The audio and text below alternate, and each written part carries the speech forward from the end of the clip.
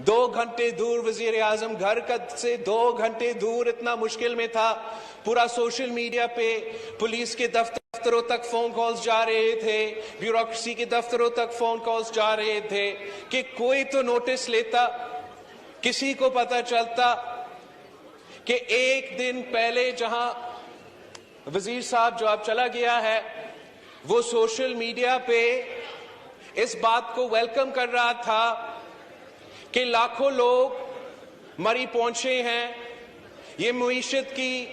तरक्की की सबूत है, उस पे जश्न मना रहा था। और जब ये खबर निकला, अफसोस के इज़हार करने के बजाय, खुद पहुंच के उनको मदद दिलवाने के बजाय, वही वजीर सोशल मीडिया पे आया और विक्टिम ब्लेमिंग शुरू कर दिया और कहना शुरू कर दिया कि इनको नहीं आना चाहिए था। इस किस्म का मुनाफिकत हमने पाकिस्तान की तारीख में नहीं देखा कि वही वजीर जो एक दिन पहले पाकिस्तान के अवाम को कह रहा था कि मरी पहुंचो,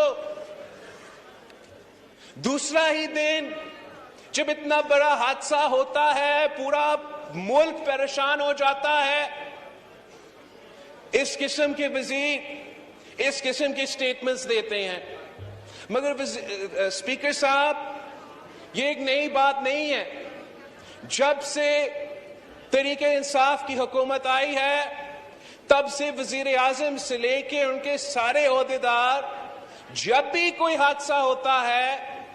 तो विक्टिम्स को ब्लेम करते हैं।